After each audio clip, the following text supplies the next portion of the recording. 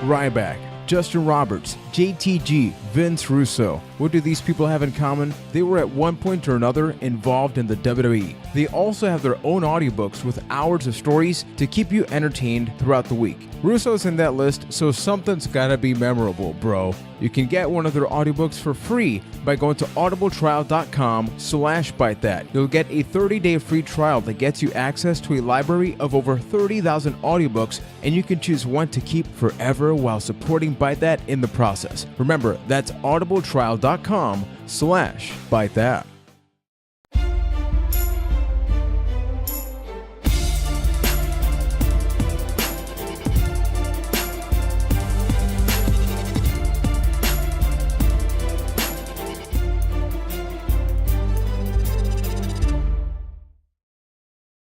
Ladies and gentlemen, it is episode 204 of the Byte That Wrestling Podcast, where on this episode we're going to be talking about Battleground. The Punjabi person was present on Smackdown. Does that make us feel more hyped? Do we feel ready for a Smackdown pay-per-view after an alright episode of Raw, alright episode of Smackdown Live? We will be talking about all of that. Remember that the Byte That Wrestling Podcast is available on most podcast platforms, including live, baby, on youtube.com/bytethatcast. We go live every single Wednesday night at around 7:15 p.m. Eastern time, so you can join the conversation with other members of the Byte Club about everything that is happening in the world of the WWE. My name is Juan Velez. I'm from San Juan, Puerto Rico, and joining me this week, after finishing Keith off, I'm only joined by Ryan McNulty from Boston, Massachusetts. I need double the energy because we got predictions tonight, man. You doing okay?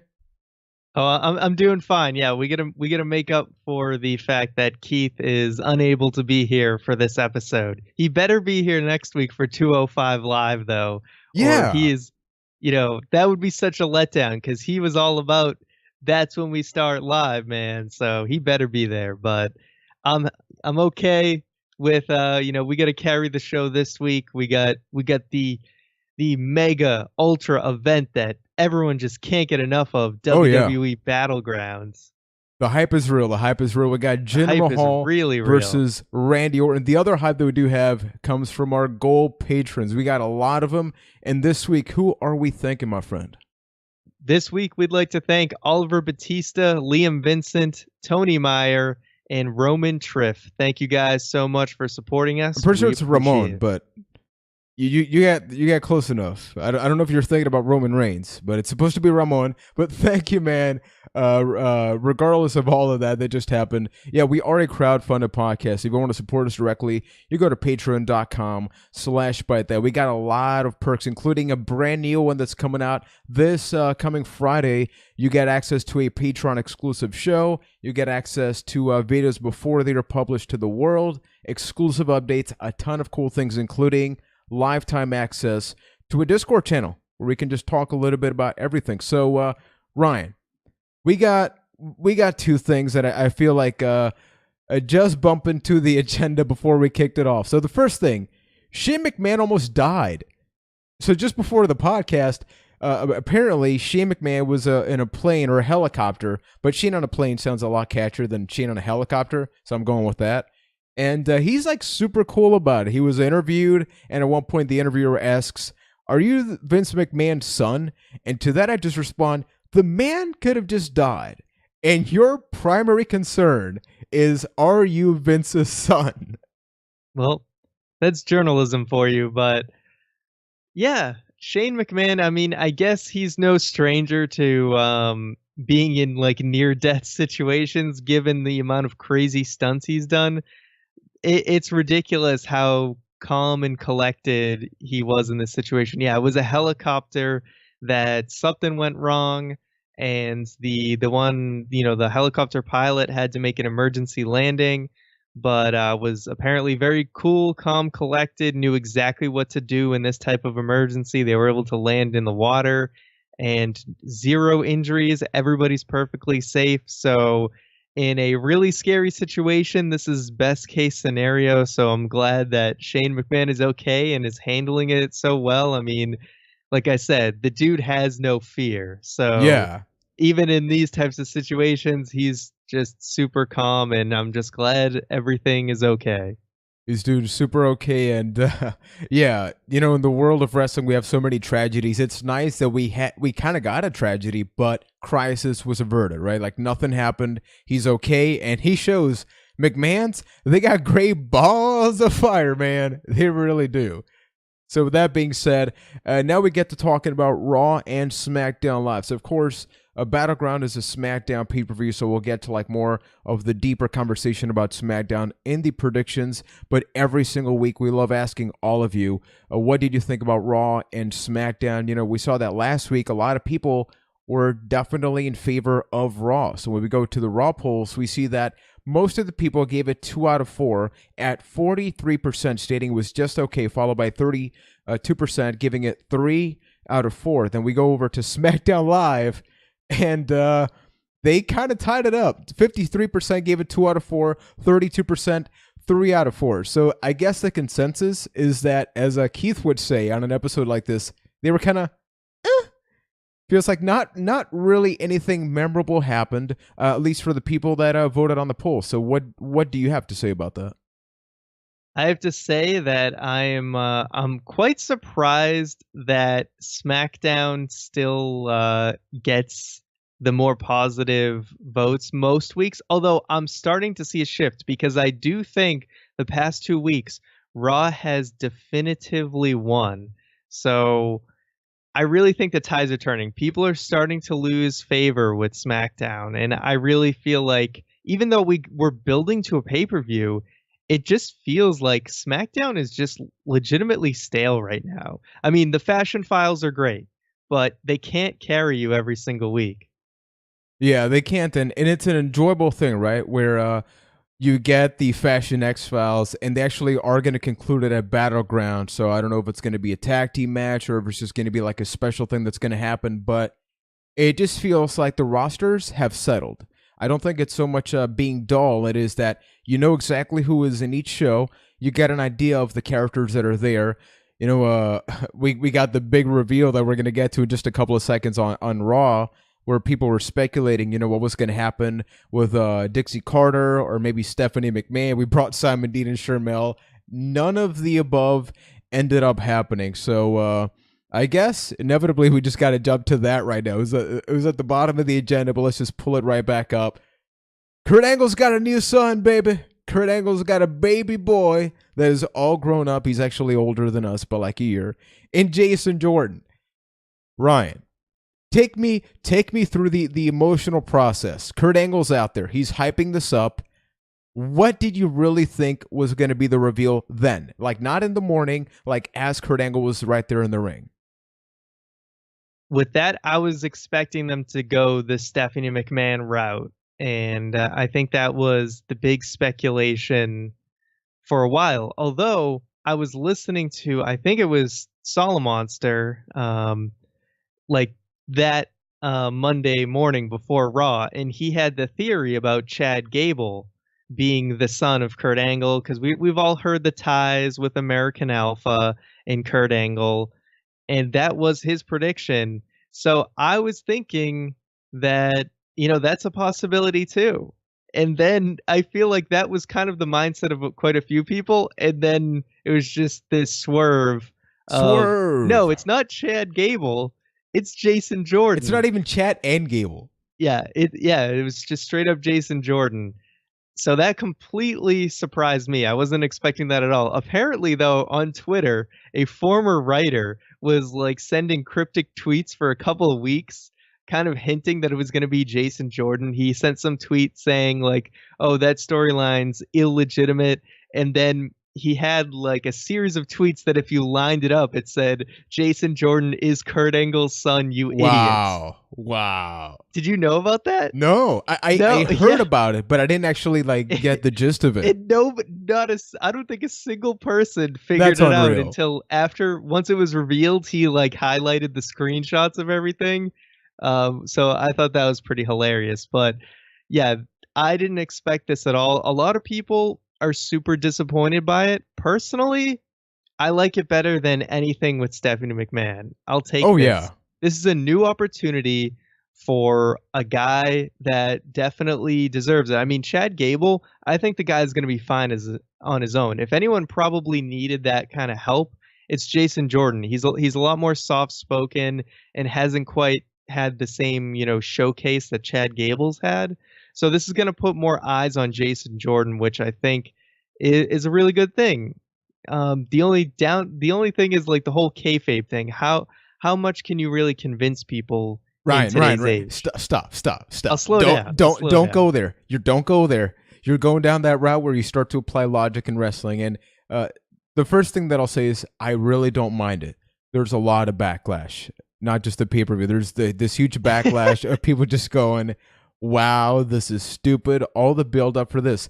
To that, I'll say, and we're going to get to a lot of like talk about dirt sheets where, I mean, we can technically fall into things, right? Like we sometimes can report things that are honestly bullcrap, but CM Punk is coming back.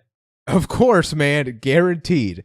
But there's actually been those rumors, and I'm just not even bothering. But you just brought it up, man. What's your problem? You're not bothering, yet you do it anyway. I don't get you, man. But what I wanted to say is that there's been all these speculations. Eric Bischoff was saying, hey, it's going to be Dixie Carter. Everybody had like this idea, inserted into their brain. So when it's not one of those ideas, everybody was disappointed, and people were saying the build-up, but really the build-up, like it's on us, I think, a lot of the times where we created all these scenarios to the point where it's like, I'm okay with it. Jason Jordan is talented. Chad Gable is going to be perfectly fine on its own. Yeah, you lose a tag team in the process, but you gain something in return. Well, okay. I'm with you on the destination, right? The destination being, okay, Jason Jordan is Kurt Angle's son. But the journey to there, I do have some problems with. That I think the way that they kind of did it, where Kurt Angle's like, this is going to ruin me, and, all this stuff. My family's going to hate me. That I could lose my career over this. That was too much, stuff, right? What is that? Is that him actually internalizing, and I guess externalizing because he's talking about it, but is that him really contemplating the exact situation, or is that crappy writing to purposely mislead the audience? I would have appreciated if the writing was actually good enough that you could go back and everything he said actually makes sense. But in the end, towards the end, he's like, my family's okay with it. WWE is going to be okay with it. I just need the WWE universe to accept me. It was like all of a sudden at the end, it's like, boom. Yeah, everyone's going to accept me. There's no stakes to this and whatever. It was like they flipped it on a dime. And I thought that was kind of dumb because it was just written in a way to purposely mislead us. And then it's like, oh, yeah, everything's all cool in the end. So that was just the super lazy, like we're writing this as a swerve and not actually being clever. Yeah, that part's true. But then the real question is this going to work? I know you almost opened the door about whether people will believe this or not, where like people have even tried to reach out to like Jason Jordan's real father. And I say real as in like real father, not like real adoptive. I do appreciate, okay, for all the crap we can give WWE, they tried really hard to make sense of all of this. Like it happened when I was 20 years old. So he technically did it with a broken freaking neck.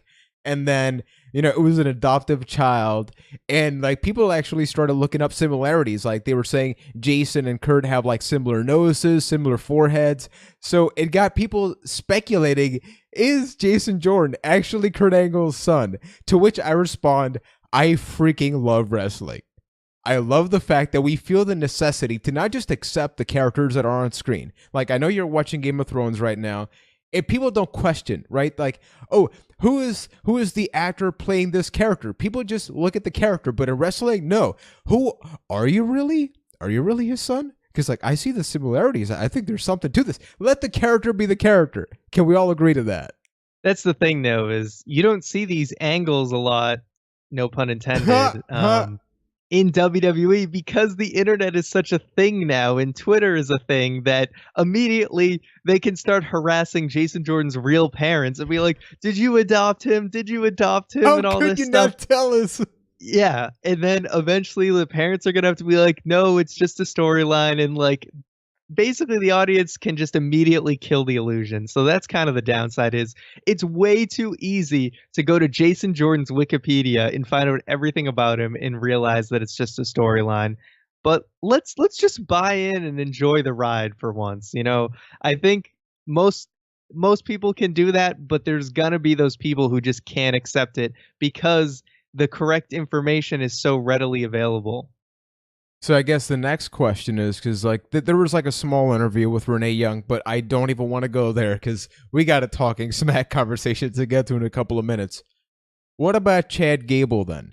There's that big question mark, which Renee Young also interviewed him. She is all over the place. I guess that's what happens when talking smack isn't a thing. You got to keep yourself busy somehow. I'll get the tears later, Ryan. But it seemed like he had a bit of I don't want to say jealousy, but I kind of want to because I already said the word, I guess, where, Jason Jordan went from having none of the spotlight to having all of the spotlight, even though Chad Gable has battled Kevin Owens, AJ Styles. We've even talked about Chad Gable where it's like, poor Jason Jordan, and now it's like, poor Chad Gable, what's going to happen with you from a character standpoint? I don't think any of us at any point question the abilities that Chad Gable has, but having watched that interview that took place on Smackdown Live, because talking smack is no longer a thing now, how do you feel about this? Do you feel there's potential to build a character that was not there before there was just like a wrestler guy? Yeah. I mean, they could turn him heel and be like, Kurt Angle, why aren't you my dad? I was in the Olympics, all that stuff. But Chad Gable, I think, is going to be just fine. The fact that Jason Jordan got moved to Raw kind of separates him from the entire situation, and he's free to just be built up. The problem is I feel like SmackDown right now, because the U.S. title scene is so damn stacked right now, and the WWE title scene is kind of locked up. It's like Sami Zayn, a guy we thought was going to flourish on SmackDown Live, he's not exactly lighting the world on he fire. Felt the power of like love. His storyline with the Mike and Maria Kanellis, but it's not like that high level push that we were all kind of expecting.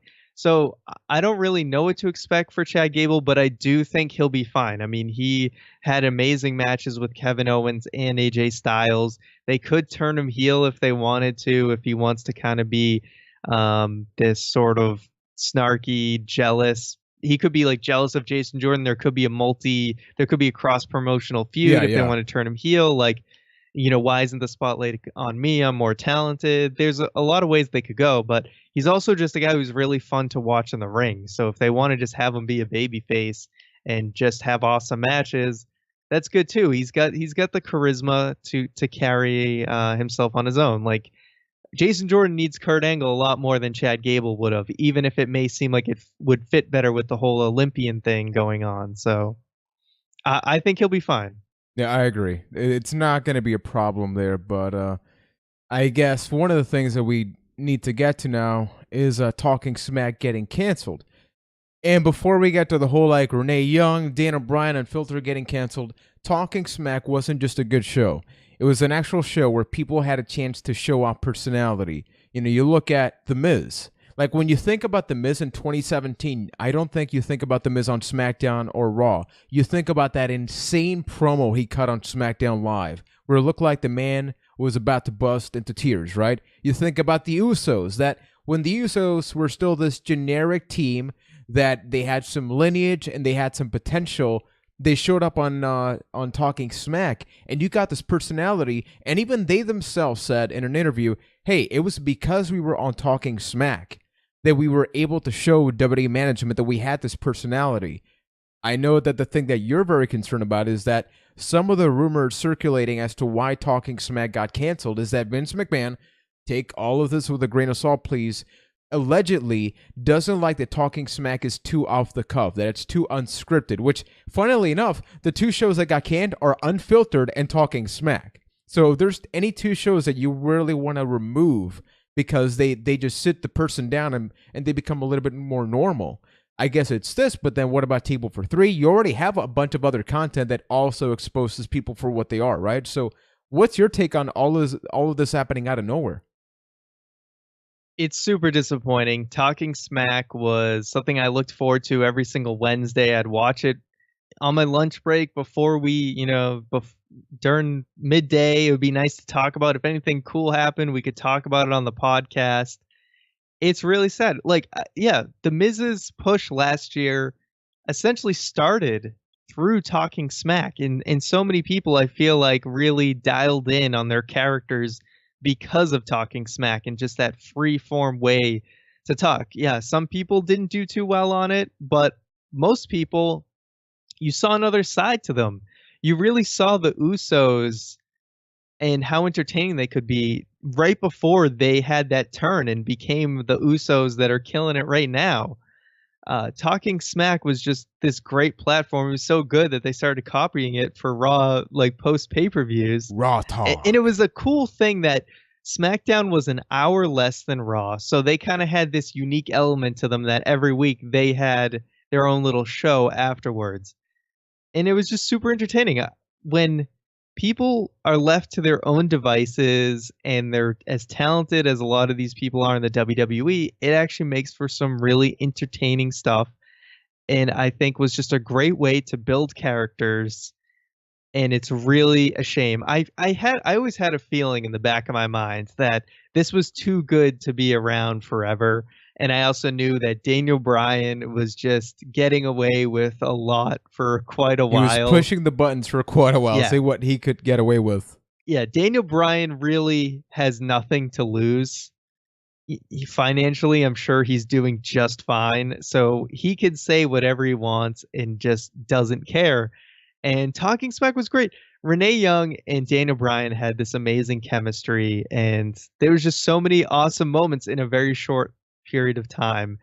And just the fact that to see that when I saw Talking Smack, I was like, this is WWE going in the right direction. And then to see Vince McMahon step in and essentially stifle that to say, no, this isn't part of our direction is super discouraging, because I thought Talking Smack was sort of the future of this is how, if we can translate any of this To the our actual regular shows. TV show, then we're actually going to get people to give a damn about some of these characters. And instead to go the other way and to just kind of send the message that this isn't what we want, it really just makes me sad for the future of not only SmackDown Live, but just the direction of WWE, because I thought they were finally starting to come out of that heavily scriptedness and move towards something better. But it looks like that is, the hammer was brought down, and it's just, it really just, it saddens me big time. No, it sucks so much, man. I remember when Talking Smack first showed up, we were like, forget about watching Raw and SmackDown. This is the real show to watch, like Kevin Owens. And it wasn't like this, oh my God, we're marks, we're getting more content. It's like, it's actual character development. Say what you want about it being scripted or not. You got to see elements of these characters that you never got on SmackDown or Raw. And I remember on the subreddit Squared Circle, there was a post that says, like, the biggest travesty is not that Talking Smack got canceled, is that none of that format really made its way onto SmackDown Live itself. Because if SmackDown started to integrate what Talking Smack was, then awesome, get rid of it because you serve your purpose. Like, now that is part of the actual show. But now you're just left with this thing where it's like, here's the show, and then it's gone. Like, James Ellsworth became a bigger character not because of SmackDown Live. I'll say right here and say that it's because of Talking Smack that James Ellsworth and Carmella became that much better as characters. So I'm hoping that, we get something else down the line that's similar. But if we take a look at the Stone Cold podcast, it seems like whenever something happens that the powers that be don't like on the network, it's gone. How many shows have been canceled on the network? Yeah. Countdown. I mean, the Stone Cold so podcast, many of them. The Stone Cold podcast were some of the most popular things that they ever did on the network. So why aren't they still doing them? Well, maybe things got a little too real. And I know we're going to be getting Talking Smack and Raw Talk post pay-per-views. Not the same thing, though. Yeah, not only not the same thing, although the Raw Talk was great.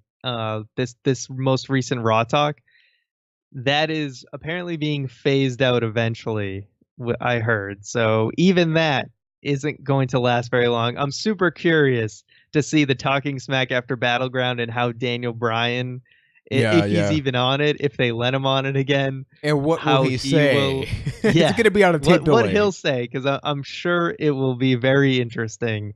And in all this talk about, I've heard they originally said it was due to ratings or whatever.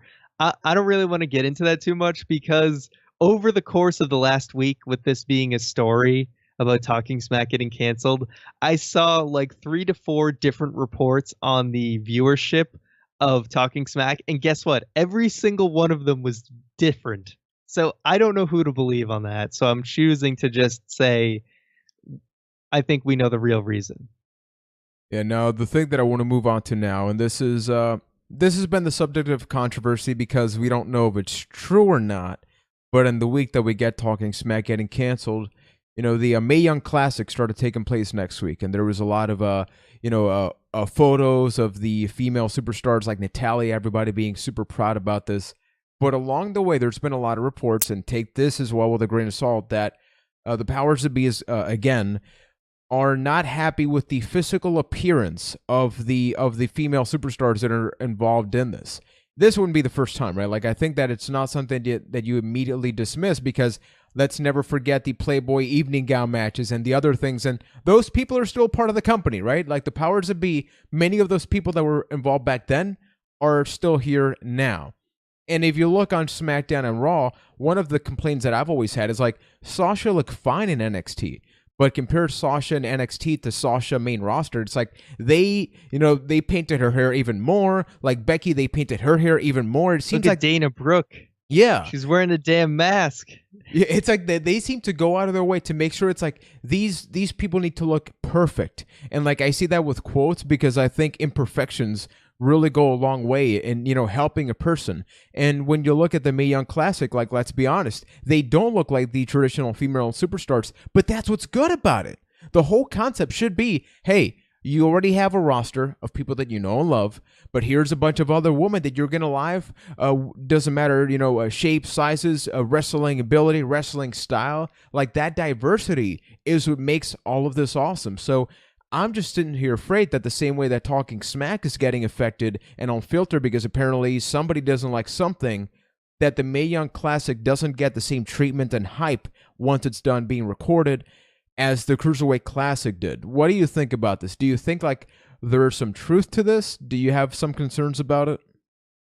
I don't doubt for a second that that's the opinion of a few people backstage. I mean, even the stuff you told me from AJ Lee's book, it doesn't it doesn't, I completely believe it, essentially, is what I'm trying to say. There's a lot of people in the powers that be that don't exactly have the most politically correct opinions about things. And I'm glad, I think generally it's Triple H, right, who sets these up, who coordinates these. Yeah, apparently. So yeah. my hat's off to him for he's saying, hey, I just want to get the best talent that's out there. And that's who it's for, right? That's the people that just love great wrestling. That's what the Cruiserweight Classic was for. That's what the UK tournament was for, amongst also trying to just open up the market in the UK. But that's what this women's tournament's for. It's the hardcore wrestling fans just want to see great women's wrestling. And I think this is a great opportunity. So they shouldn't be concerned with the appearance of everyone. And I think that these women will be able to change the opinions of these guys when they see that the crowd doesn't care about the physical appearance. They just care, hey, are you entertaining? Can you go in the ring? Do you have charisma? That's all we care about. You can look however you want.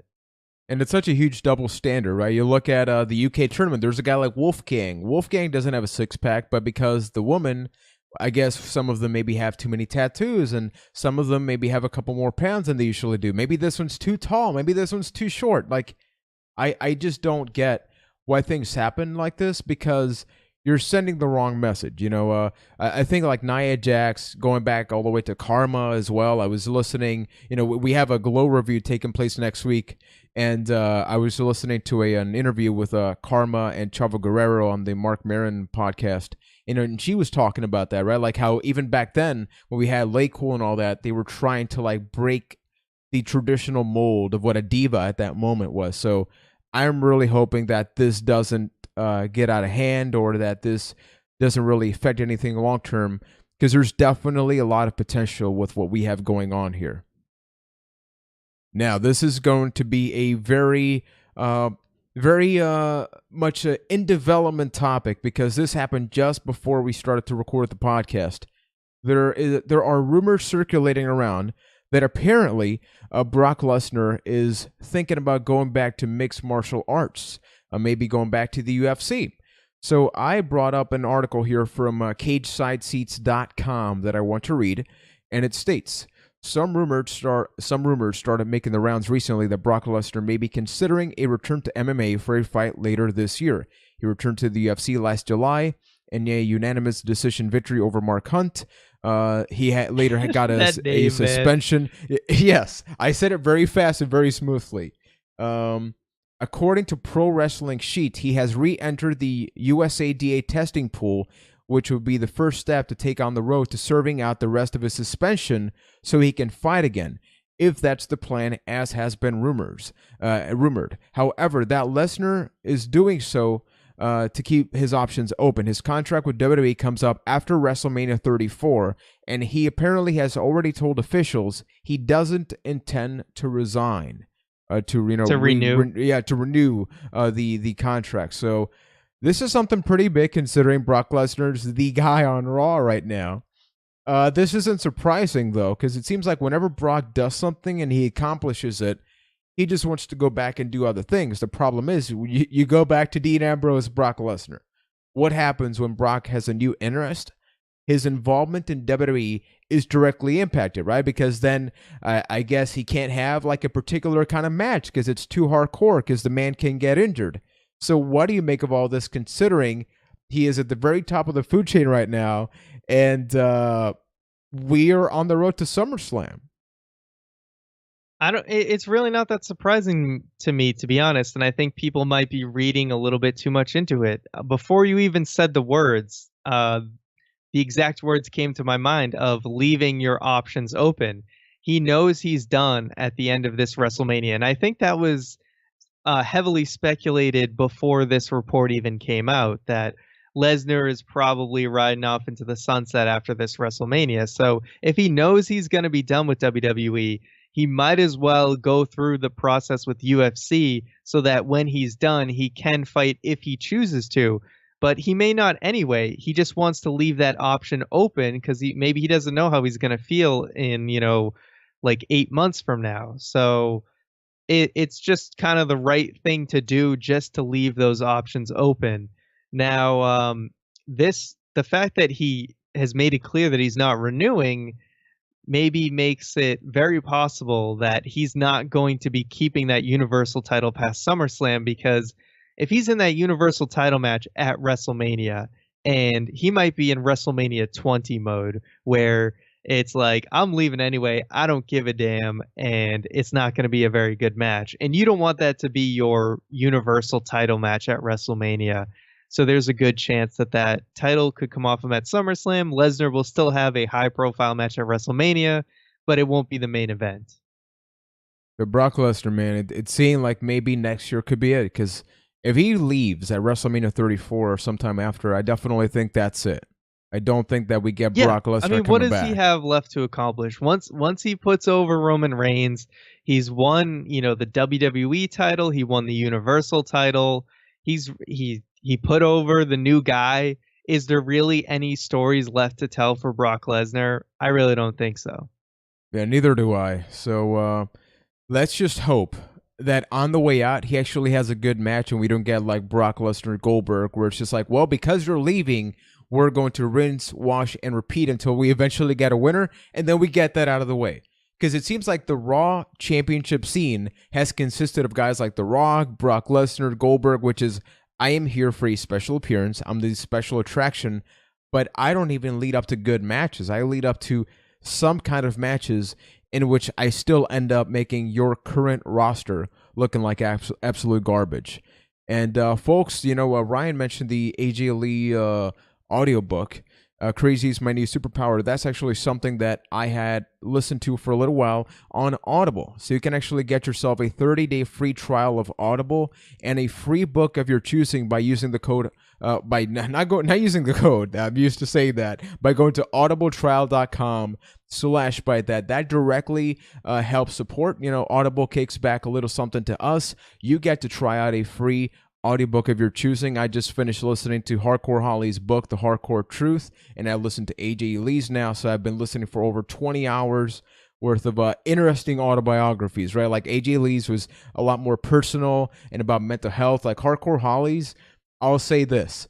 It's interesting getting his perspective. You always hear the stories about Hardcore Holly. And even in the book, he's like, no, I did it for this reason. And then proceeds to say, so that's why I beat the living F out of him. And come on, man. You were almost there. You were almost there, except I'm pretty sure beating somebody to like near death is kind of illegal. But sure, you put that on your book, man. And as I mentioned last week, I'm listening to the first book in Game of Thrones series, A Song of Ice and Fire. So that first book, Game of Thrones, it's a 33-hour total book. So I'm only like 4 hours in so far. So it's going to take, I have a long commute both ways. So I'll probably go through it faster than most, but it's still going to take me a couple weeks to get through it all. But I am really enjoying it. That's awesome. So once again, that's audibletrial.com/byte that. And with that, folks, it's time for the predictions. We're going to be talking about Battlegrounds, going match by match. Now, fear not, because even though Keith is not here, he made sure to text us. He used the power of the interwebs to let us know who he thought was going to win in each respective match. So wherever you're listening to us, if you're here live as well at youtube.com/bytethatcast, let us know who you think is going to win in each of these matches. And then, Ryan's going to be giving a possibly non-live recorded review on Sunday, because he's got to avoid them spoilers for Game of Thrones, man. It's happening. Yeah, so there will be a review up, and just expect it. It's going to be a audio review. It will be up on the YouTube channel, though. I got to catch Game of Thrones after. I'm not going to watch it while it airs. That's dedication right there. Yeah, but it will still be a full review of the pay-per-view. And hey, I just realized, Rocket League was advertising with WWE for a while. For Battleground, dude, Players Unknown Battlegrounds totally missed an opportunity to advertise. It was made for it. Dude, let's not even get to talking about Battlegrounds. Is Randy Orton going to get a chicken dinner? Oh, man. I got my own, but I can help him. And if he can get out of that Punjabi prison match, I think he can earn himself a chicken dinner. So let's kick it off with the kickoff show match. I am sad by this because I don't like to see this in the kickoff. We have Ty Dillinger taking on Aiden English. So let's maybe do you and me, and then you give Keith's prediction. I almost got you two mixed up. I'm sorry, man. Okay? Yeah. Ty Dillinger is probably going to win this. Both of these guys are kind of like, they get screen time, but they're still just floating. And it seems like Ty Dillinger is the one that they want to push. So I'll go with Ty. I'll say this. I loved Aiden English's interaction in the Fashion X-Files. Like, ooh, and he was just warming up. It was well done. It was really, really well done. But yeah, I got to go with Ty Dillinger as well. I don't think there's a chance in hell that Aiden English at this point is going to get any kind of success in WWE. Sorry, man. I'm just being honest. So next up, we have the Smackdown Tag Team Champion. Keith's? Oh, right. Okay, Keith picked Ty Dillinger. Okay, that's my fault. I should have jumped in. Because if you picked Aiden, I think we would have called him right now on the spot and be like, "What is wrong with you? What is wrong with you, Keith?" So Smackdown Tag Team Championship match. The New Day take on the champions, the Usos. So what do you think about this? Not before we go into the direct predictions, there's been a lot of build-up. We got the awesome, heavily edited post-Smackdown rap battle, and just a lot of character development. I think that this is what we hope to expect out of storylines, right? Like, we don't get just like a clean match on the way. We get a lot of promos. We get a lot of things to really build up. So when they do get in the ring, even though we had seen this match before, it's almost like it's brand new in a way. Yeah, Yeah, I mean it's been a strong feud for the SmackDown tag division. It's really the thing that SmackDown is doing. It's one of the best things SmackDown's doing. That was the weakness of the original pre-shakeup SmackDown. So at least they get this right. It's just the rest of the show that might need help. I am going to go with the New Day to win here. I think the feud is going to continue to get drawn out, but I feel like in this second match, like there'll be a rematch at SummerSlam maybe, but I do feel like the New Day is gonna win here to keep things going. And then I actually got to still stick with the Usos. I don't know. I'm just not feeling the fact that maybe the New Day will become champions here. I think that the Usos need to continue pushing forward. I don't know if like Breezango, whatever they're going to end up doing at Battleground, we sort of go back to maybe they become contenders because like the New Day don't need tag team championships. No, they need to start doing single stuff. But yeah, just because I want that to happen doesn't mean I think that's going to happen, at least right away. True. And Keith is also picking the Usos. Nice. Good pick, Keith. Good pick. I can't talk this week. Up next, we have Shinsuke Nakamura, the artist known as Shinsuke Nakamura, battling Baron Corbin. I think this match has a lot of potential. Not even so much for Shinsuke. I think that Baron Corbin is really going to get a nice chance to shine here, right? Yeah, I'm going to go with Shinsuke Nakamura on this because they like to job out guys with the briefcase. It's like Baron Corbin's got the briefcase. He can lose as much as he wants now. I don't necessarily agree with that theory, but that's how WWE likes to play it. And Shinsuke isn't exactly the guy they want to have losing right now. So either it's going to be some messed up DQ, nobody wins, no contest type of thing, or Nakamura is going to win. I'm hoping a DQ finish happens because I don't think it would be really good for Corbin, right? To like lose to Nakamura. It makes sense. Nakamura is the new baby face in the scene that they're really trying to build up. But in the process, I think you got to keep Baron Corbin really climbing up the ranks. Regardless of whatever's happening in the main event scene, Baron Corbin, I think, has earned himself a really good spot. Like, he was struggling at the beginning, even with the Andre Memorial Battle Royal trophy. Like, a lot of things were happening, but there wasn't a lot that meant something. And I think that what he's doing right now, he has a chance to, like, really, put a stop to Nakamura. Like, no, this isn't happening right now. So I'm going to have to go with Baron Corbin, although I'm thinking it is going to be a DQ finish. Keith also goes with Nakamura. Now, a match that luckily I found out is part of the show. There was a rematch announced between Sami Zayn and Mike Kanellis, accompanied by his, of course, wife, Maria Kanellis. Well, when you have a debuting team, they're not exactly, you know what I mean, a debut act, I should say. I would be very surprised to see them lose. So I'm going to go with Mike Kanellis getting the win. I got to go with it as well. I don't think it makes a lot of sense, right, that Mike loses. But at the same time, he won on SmackDown. He's got the Samoan Driver as a finishing move, which is cool. But I think it would be nice if he got like a cheap win. He got a clean win on SmackDown, which I was very surprised by. I think now it's like Sami is about to win. Maybe we get like a haluva kick on the corner. Mike just gets out of the way, sneaks in a roll up with the tights. I got 50 cents on that, Ryan. So hopefully I win that bet. I think Keith forgot to pick for this match, but I'm assuming he's going to go with Mike Kanellis. Keith, your opinion doesn't matter, man. Ryan has it for you, buddy. Then up next, we have the Fatal 5-Way Elimination match. We have Charlotte versus Becky Lynch versus Natalya versus Tamina versus Lana.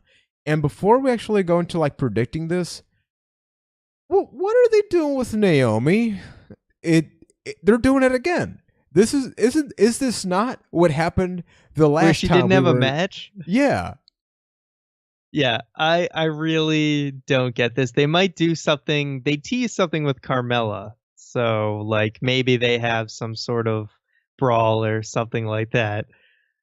The thing is, the SmackDown women's division is definitely in a weird spot. And they're getting to... We used to praise them for incorporating all the women, but I think they've gone too far. Like, we desperately need a singles women's feud that's like interesting. The Naomi Lana feud was not good. We need Charlotte. We need Becky. We need Natalia. We need them. We need I just said her name. The Money in the Bank holder. Like Carmella. We need them in We need the big hog feuds going on. Yeah. So I'm expecting Charlotte to win this because you know what? At this point, just give her the belt. Let's go to what she was doing on Raw. Like, let her be the dominant female, whatever. She's changed a lot the past couple of weeks on SmackDown. Well, she's kind of just fallen into. She's just kind of fell into the pack, and that's the problem. Is it's great when you incorporate everyone as much as you can, but when you just keep doing multi-person matches over and over again, then it really just kind of makes everyone feel the same, and it doesn't feel like anybody's important. I like if you mix it up a little bit. Hey, maybe we don't have Becky Lynch on the pay-per-view this month, but she's there next month. It keeps things a little interesting and refreshed. But yeah, right now it's just been like the only singles feud we've gotten lately is Lana and Naomi, and that ain't gonna put butts in seats. So let's see Charlotte win this. The whole joke of the women's division is, hey, look at Lana trying to wrestle. Isn't that awkward? Like, from both ends, from babyface and heel. Look. Not at all. So with that being said, we have a fatal 5-way elimination match. Who do you see really coming out as the number one contender then? No, I said Charlotte. Okay. I might not have made it. Okay. Super clear. I thought you were talking about, like, you wanted Charlotte to be part of the main thing. I'm going to go with Charlotte. Okay. I think the kiddie games are over, and it's Charlotte versus Naomi at SummerSlam. I really hope it's Charlotte, because I'm thinking they're still going to end up somehow going with Lana, just as an excuse for Carmella to cash in at SummerSlam, where it's like it seems like maybe Lana's about to finally win, and then boom, here comes Carmella, and then Lana keeps getting screwed out of all these championship opportunities. Either that or Charlotte wins, but then, yeah, same thing happens at SummerSlam. I think that at SummerSlam, that's going to be the best kind of cash-in opportunity for Carmella. And Keith picked Lana. I'm pretty surprised, but obviously you kind of saw theory. I just, no more Lana. They did 3 damn title matches. Let's move on. Yeah, please, let's keep going then. Up next, we have what is a rematch that's happened on multiple occasions, but I hear nobody complaining for good reason. U.S. Championship match, AJ Styles versus Kevin Owens. Keep in mind that AJ Styles became the U.S. champion at a non-televised event in Madison Square Garden, so here's the rematch opportunity for Kevin Owens to win back and become, once again, ladies and gentlemen, the face of America. I'm going to say that AJ Styles will retain. I know they wanted to make things interesting for the house show, so they kind of threw the title on AJ, but I feel like this feud has kind of gone on long enough that it's time for them to both move on. So if Owens wins it back, then you get to do a rematch again. So I'm just expecting things to conclude here so that he can gear up for a SummerSlam match. So Styles. Same thing here. I think that Styles, it makes a lot of sense, the fact that he's the babyface U.S. champion. I think that the main champion of the show should be a bad guy, and we'll get to Jinder Mahal in a couple of minutes, where I don't think that's working out, but AJ is such a blue collar in the best way possible, U.S. representative. Like, you look at him and you think, like, here's a man that, climbed up the ranks, traveled the entire world representing America, and now he's the U.S. champion. It makes perfect sense, and I am looking forward to a lengthy championship reign from AJ Styles, unless, it gets put to a stop at, once again, SummerSlam. And Keith disagrees. He thinks Kevin Owens is gonna win, but I don't see that happening. No, Keith, you're wrong, buddy. And then we have ourselves a flag match. This is, if there's a match for us to really complain about, it's not even the Punjabi person match. I think the fact that we're getting a flag match with Rusev basically reverting back to his old character, we'll save that because we actually got a question about that. I just think it's a wasted opportunity. But we have a flag match between John Cena and Rusev. Yeah, I'm gonna go with John Cena winning this, and it's just a really unfortunate situation. I really didn't want Rusev to be just fed to Cena on his return because if Cena's gonna lose, he's probably gonna lose at SummerSlam or something like that. But his return match, I would be shocked if he was to lose that. So it's just sad, you know. I don't want to see Rusev. Yeah, like you said, Rusev, he's just back to the foreign gimmick, and I just wanted so much more out of it. And they have a chance to kind of pivot after this, and I hope they do. So just have John Cena win. Let's move past this so Rusev can get a new direction. John Cena can start feuding with his SummerSlam opponent, and I think we'll be okay. But I give Rusev almost no chance. John Cena is winning the flag match for America, man. To quote a WWE legend by the name of the big guy Ryback, feed me more. Feed me more, I think, perfectly describes this match. John Cena needs somebody to conquer. He's ultra American, almost too American. So I'll state first that I think that John Cena is definitely going to win. I'm assuming Keith agrees as well. Yes. Yep. Okay. Sorry for the delay. So then just taking a couple of minutes to talk about John Cena on SmackDown, we got a lot of tweets about people criticizing John Cena about the fact that 4th of July, it already happened. It came and went. You know, we still feel the power of America here. And it sort of goes back to our conversation we had last week on the podcast, which is we have Jinder Mahal at the top of the food chain with Randy, and there's like an American storyline. We have the flag match, and then we have the U.S. champion. And it seems like out of all of these people, John Cena's probably the person that least needs something like this. John Cena doesn't need to represent America. John Cena represents WWE. He represents sports entertainment. He represents sports. He represents everything. Let AJ Styles worry about America, and let Randy Orton, I don't know, like he's got to win back the championship, because I don't know why he cares about America as much in the Punjabi match and all that stuff. But what do you make of this? Because I did think it was a little bit too much. Yeah, well, I mean, like you said, we have three that are using the United States in some form or fashion, and it's dumb. It's so dumb, and especially like you said, the Cena Rusev thing. This came out of nowhere, and just because it was 4th of July, they had to make it a flag match and all that. So let's just be done with it. Like, I'm just surprised that you almost never see this where 3 storylines going on at once are really like pulling from the same well. And I think that is a huge part of why SmackDown Live has just been not the show it was for a few weeks now. Huh. This may be out of left field. Do you think they're working towards like a War Games match or something? Because like I get the feeling that at some point these storylines got to integrate. You know, they got to unite. Or are they really blind enough to just be doing 3 of the same thing?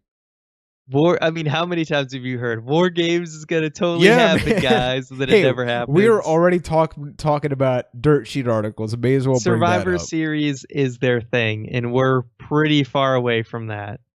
Damn, we are, yeah. Hey, bring it up to SummerSlam. And then time for the match that everybody is looking forward to the most.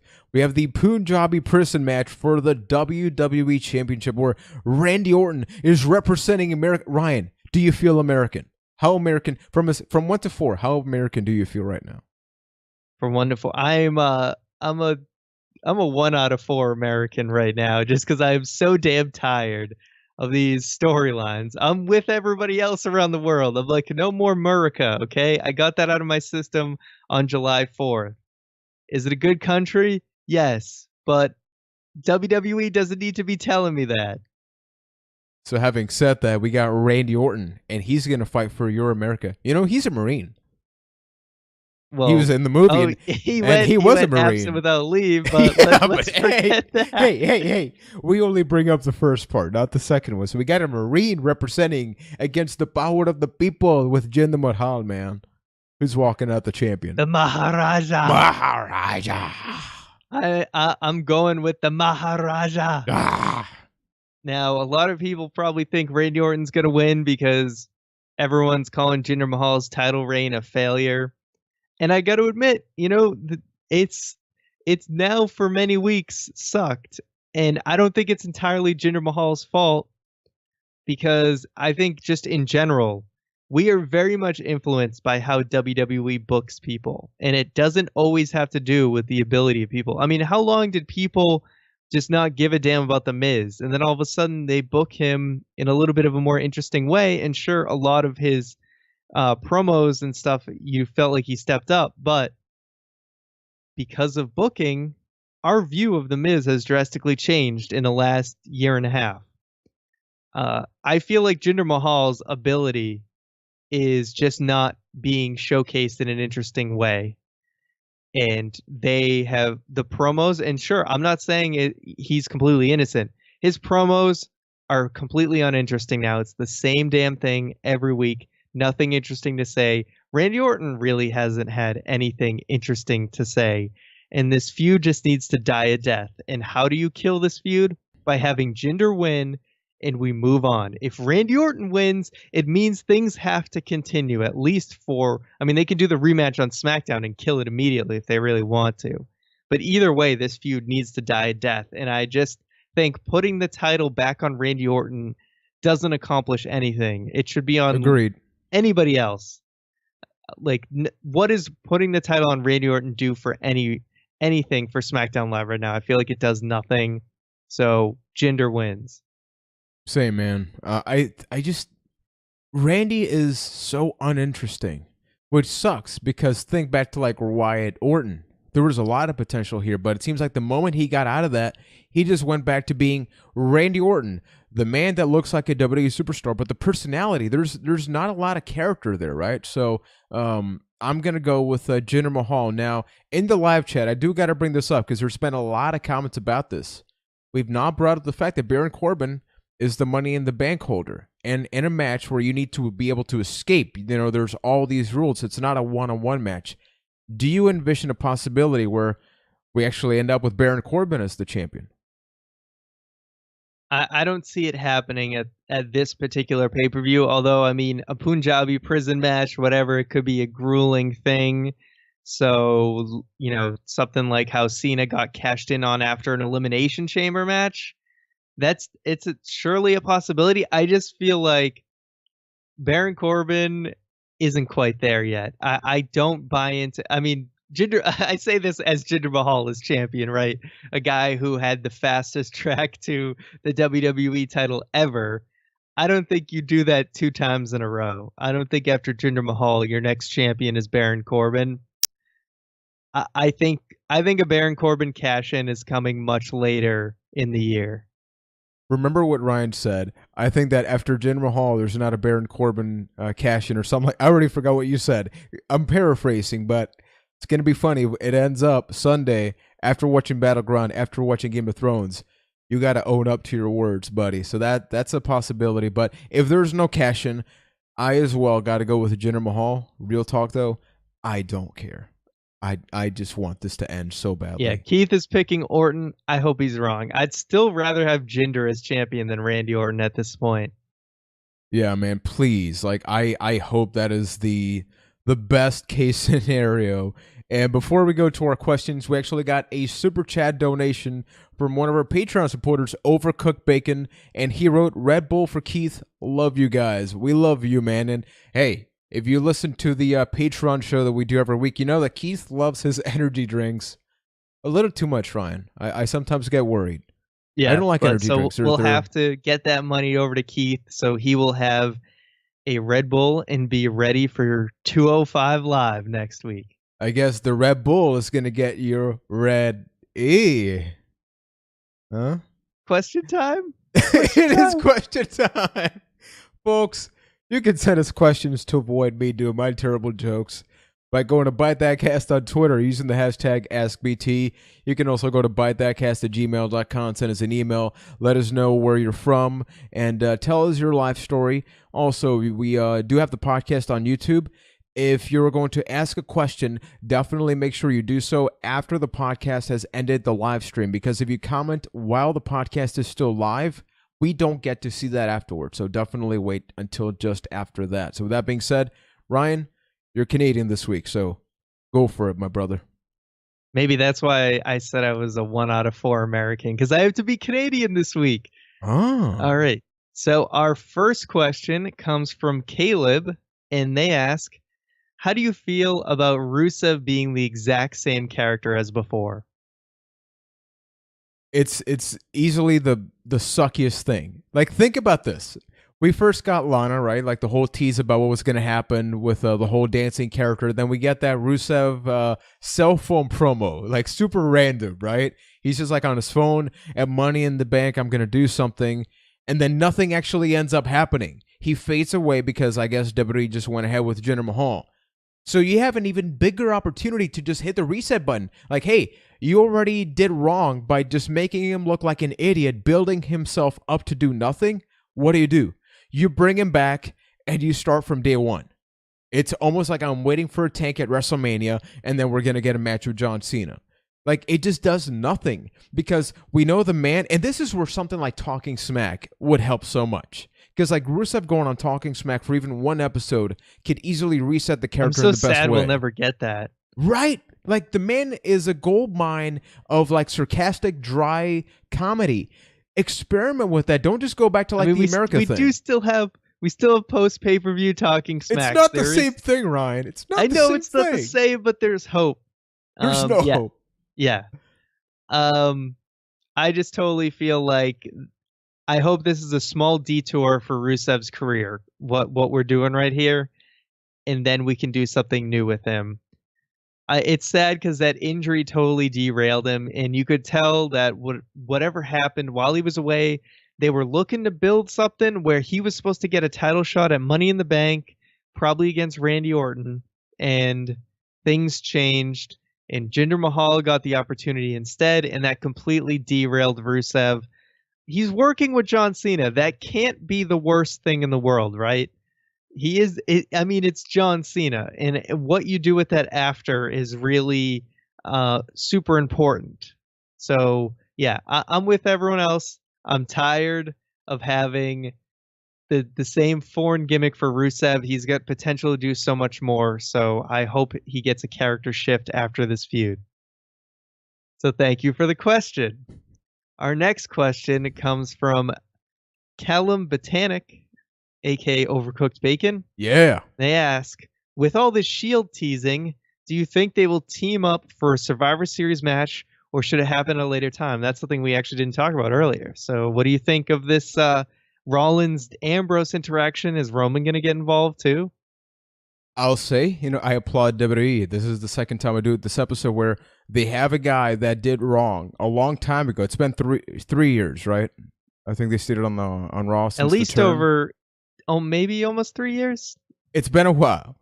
And then usually WWE just goes like, hey, whatever, things have changed. This is not the first time that Seth and Dean have teamed up since then.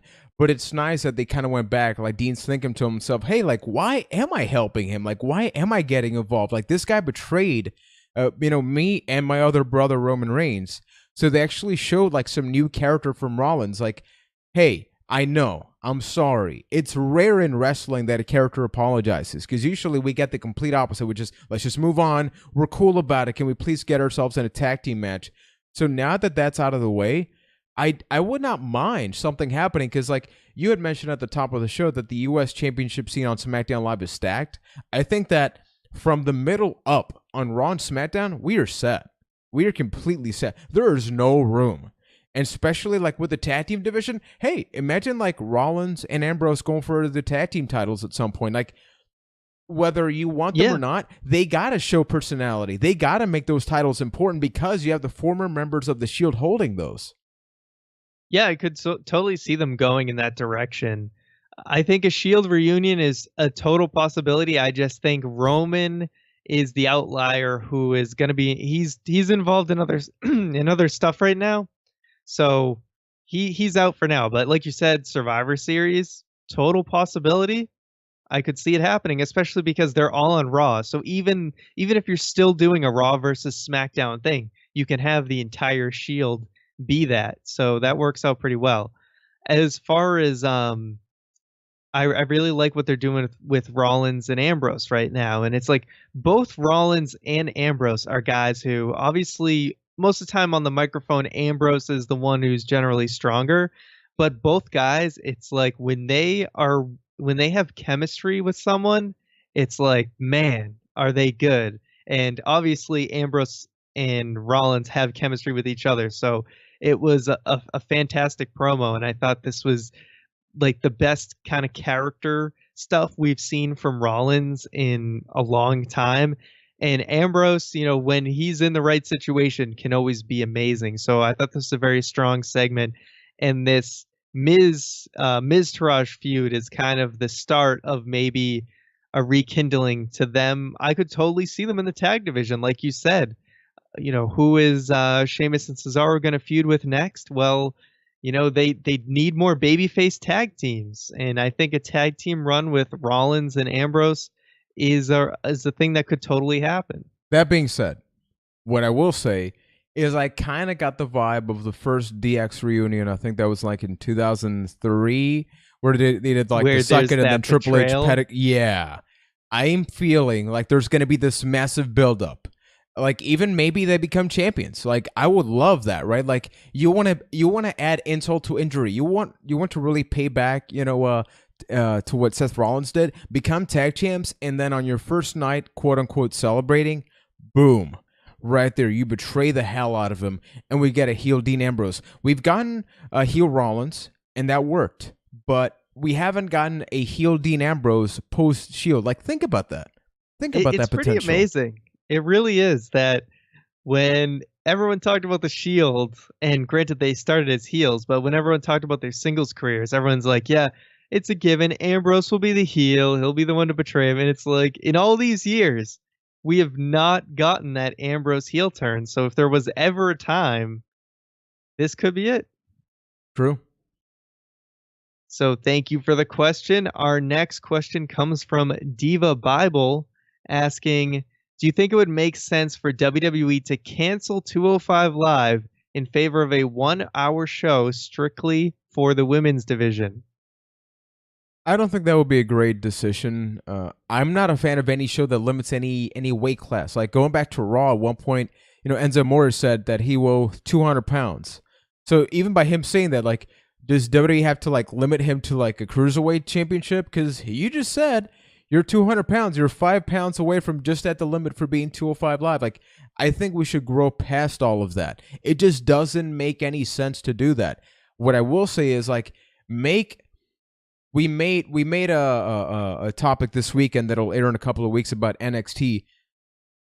WWE doesn't have a developmental show at this point. Like everything WWE does is just a show. Even NXT. NXT is stacked with guys that used to be in TNA, Ring of Honor, all over the place.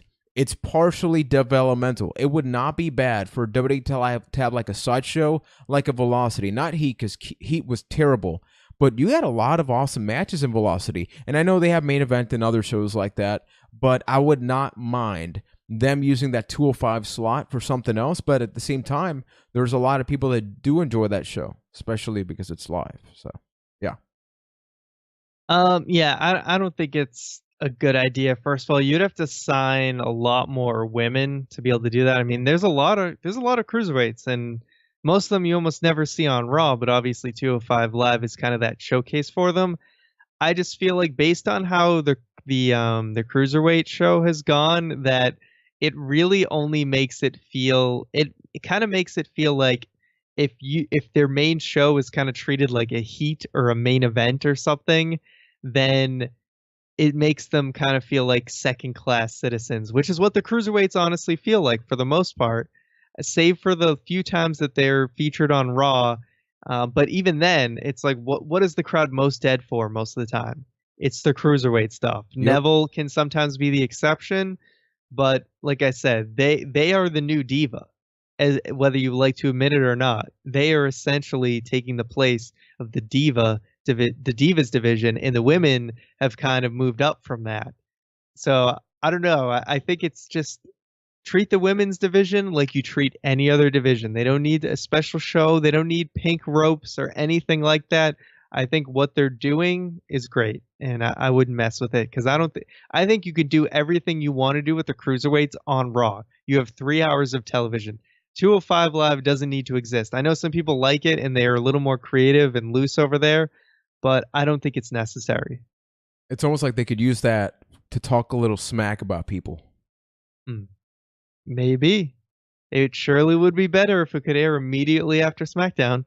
So thank you for the question. Our next question comes from Tim Brennan asking, hi guys, in the first year of the brand split, none of the big 4 pay-per-views were main evented by a world title match. And the argument could be made that none were brand exclusive given that Undertaker and Goldberg were never officially drafted to Raw. Is this coincidence or a poor attempt to create the illusion that WWE sees the brands equally? Also, do you expect the trend to continue at SummerSlam?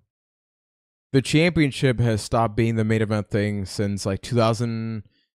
I want to say like 2010, 2011. I think I brought up like CM Punk last week, but I remember vividly when CM Punk was the SmackDown champion, he didn't feel like the champion of the show. He had a championship and it was the main championship, but it felt like everybody else was that much more important. I think that they just have the championship because it's really cool to give away, like at events. You know, you do a charity event, that's what you take pictures with. That's what you hand out to the MLB champions or whatever champions in other sports.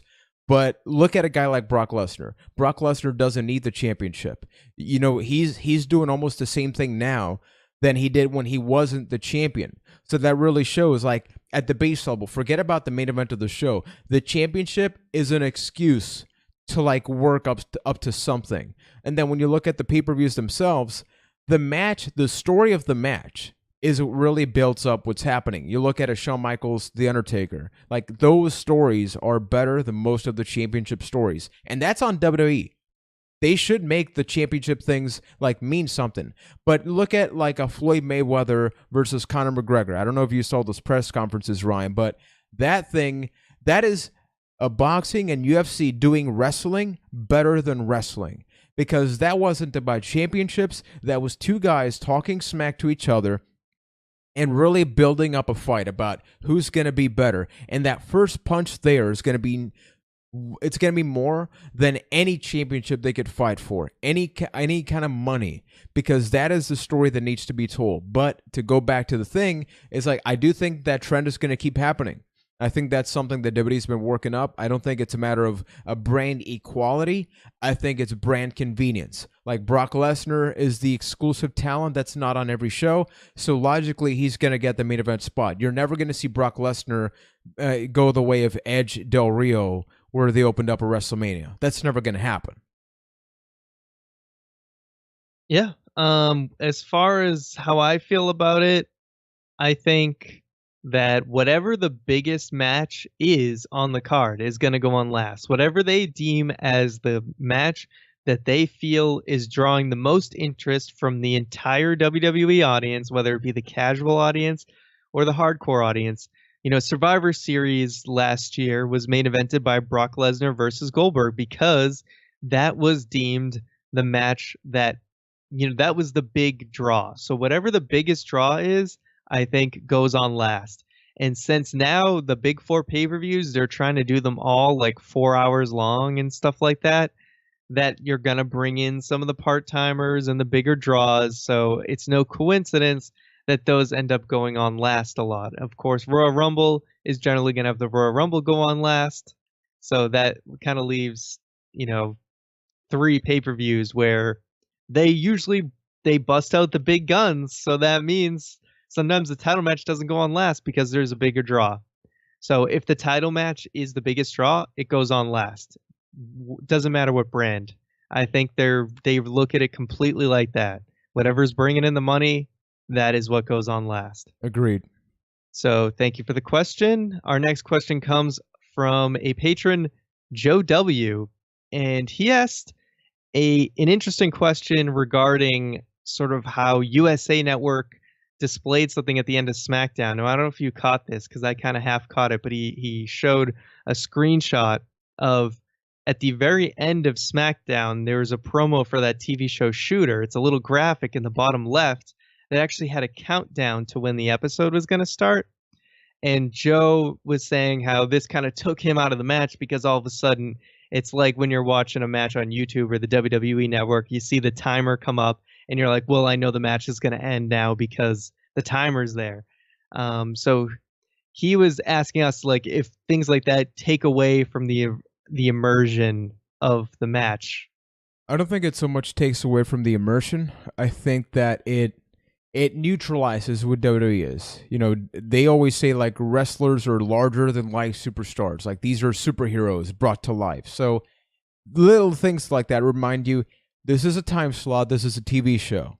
The TV show ends and there's another TV show. And I think that WWE at this point has just become another TV show. Like you never hear people like this is a conversation maybe we never have, but when's the last time you heard people like say like, man, I watch Raw, I watch Smackdown. People say, I watch WWE, yeah, it's not as good as it used to. So little things like that really don't surprise you. I mean, it wouldn't be the first time. Like I remember back in the Attitude Era where they were on Spike, they would promote the hell out of whatever show was afterwards. And it's just the way that it is. Like, does it take away from that? Yeah, because it's like, you're not supposed to know. The timer, not necessarily anything else. The timer itself, yes, because it's supposed to like almost go, hey, this is going to end in about 4 minutes and then you're going to get another show. But I think it goes back to the same thing. Right. Realistically, it goes back to the same thing, though. It's like when, not so much with Raw, because Raw always goes over, but SmackDown never goes over. So like, like, hey, I don't care how good this match is going to happen. I have a feeling it's going to end in exactly 2 minutes because that's when the show ends. Yeah. No, although I was kind of towards the very end, I was getting ready for bed and everything, making lunch and stuff. So I kind of didn't catch that at the end. But after seeing, the screenshot Joe showed, I agree with him that I think this was a crappy implementation of a promotion. If they just said shooter on right after or on next, whatever. But when you're putting that clock, that timer right in your face, then it's just like, I can always check my phone or whatever, the time, whatever I'm looking at, whatever device out there and see how much time is left. But when you're putting it right up on the screen in somebody's face, like, hey, there's 1 minute left of SmackDown, I can see how that messes up your immersion if you're really into it. A lot of times you'll watch a TV show and it ends and you didn't expect it to end at that certain point. If a clock just came up right in your face, you'd be a little pissed off, right? I mean, it's almost like you go back to the argument of matches. How come matches rarely end in commercial breaks? It's almost like they know they can't end the match yet. So but what I'm saying is we know all that stuff. Just don't throw it in our face. You know what I mean? So do all the promotion you want.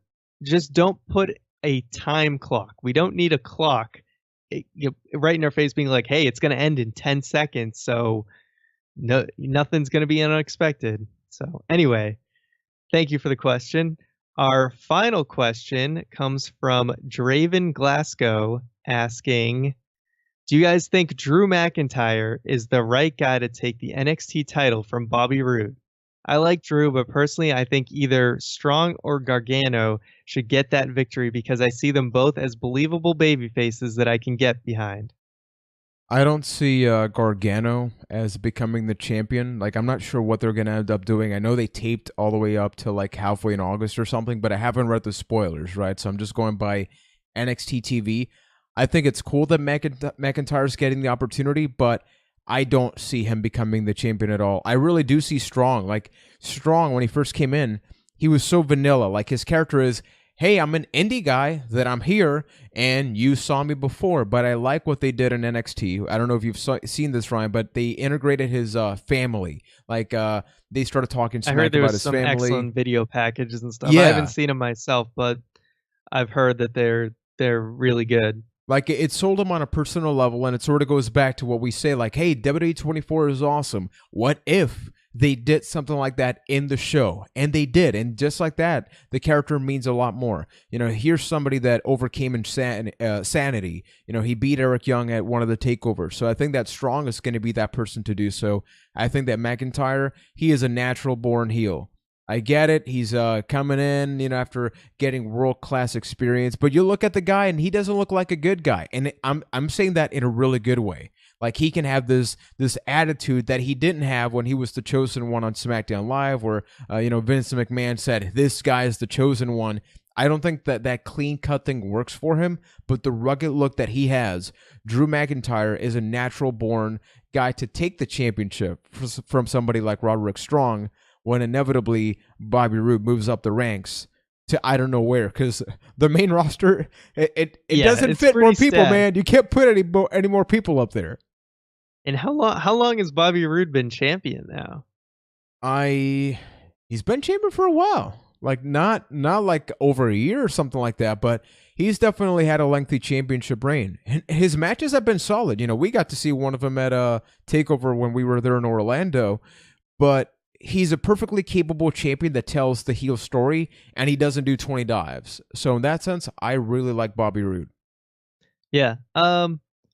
Yeah, like Juan said, I'd be cool with Strong. What I want to see down the line, and this kind of goes in tune with some discussions we had in an upcoming video, is I kind of want to see some of those homegrown guys kind of come out of nowhere and rise to the ranks, because think about how many indie darlings in a row we have had as NXT champion.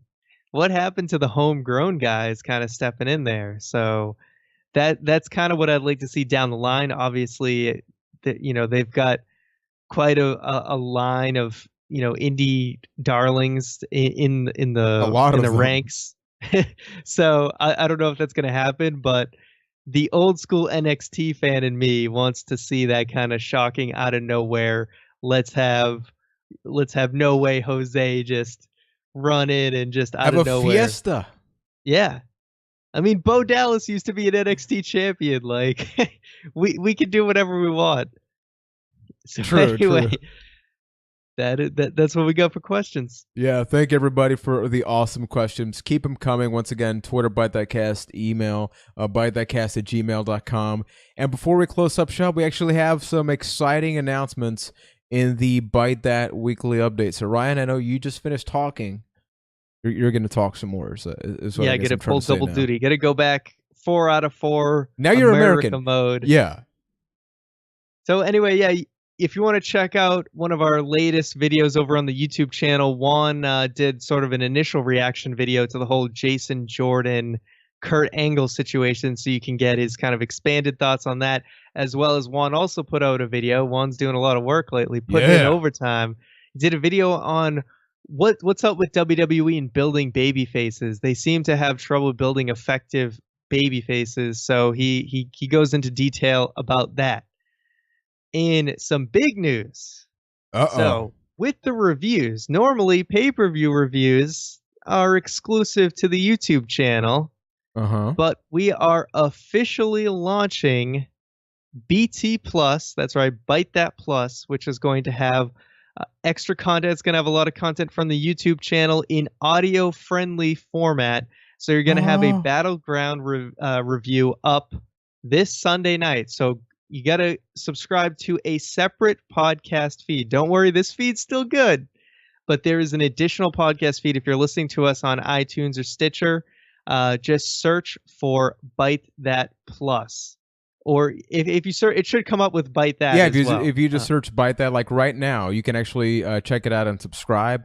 We have about 7 things there. So if you've never checked out the YouTube channel, you're going to get quite a treat because we got a lot of the debate that's there. I actually did an introduction podcast, like a miniature, like an 8-minute thing, just letting you know what you can expect from there. It's going to be up on Stitcher, hopefully within the next week, because everything, you got to go through all the validation process. But yeah, starting next Sunday, the idea is that we're going to get parallel content. So no longer do you have to worry about when is it going to go up on the YouTube channel and then I only listen on the road. Hey, you're subscribed to Byte That Plus. You're going to get all of that content. Anything that we're talking about, debate that, discussions. We have a Glow review coming up next week. Guess what? That's going to go up first as early access on Monday for patrons. But then on next weekend, you're going to get that Glow review on Byte That Plus. So hopefully that facilitates things a little more. And this is all really possible thanks to our Patreon supporters. That was a goal that we had, and we're owning up to it. Yep. Yeah, so it's kind of the soft launch right now. If you look on iTunes, you will be able to find that feed, so you'll be ready for the review this Sunday, and we'll definitely keep you guys notified. We should be up on Stitcher really, really soon, hopefully by Sunday. But keep an eye on our Twitter at Byte That Cast, and we'll make sure to let you know as soon as that's up. So yeah, look for the Battleground review not only on YouTube but on audio platform as well. We also wanted to let people know that coming in August is when our patron exclusive private shows are going to start. Oh So yeah. you want to get those pledges in by the end of July so that they can process for August and you get access to that show. So That's definitely a big deal. just to provide a little bit of context, the private shows. Right now, we do the podcast live, right, and we get to chat with the chat and interact. But that's going to be basically a laid-back edition of the podcast. It's going to be about an hour-ish stream where we're going to have topics that we want to talk about, but we can directly interact with our gold patrons. So if somebody's writing something as we're talking, we're going to openly acknowledge it, and then at some point down the future, maybe that gets publicized for the public. But only gold patrons will be able to attend that live. So that's going to be something that I'm really looking forward to. Instead of doing a Patreon Q&A, which we were thinking of doing, it's like, hey, we're already doing a live podcast. Why not just do a live podcast only for patrons? Yeah. And finally, if you want to help out the show, of course, we have our Patreon, patreon.com/bytethat. As Juan mentioned, you get some cool features like the upcoming private shows and tons of other content. You can see all the details over on patreon.com/bytethat. And another way you guys can help out the show is simply by dropping a review on either iTunes/Apple Podcasts or Stitcher. If you're listening to us live or recorded on YouTube, you can always hit the subscribe button, give it a thumbs up. That all helps get the show out to more people. So we really appreciate it if you guys can do that. Thank you guys for listening. Look out for the Battleground review this Sunday, and we'll see you next week.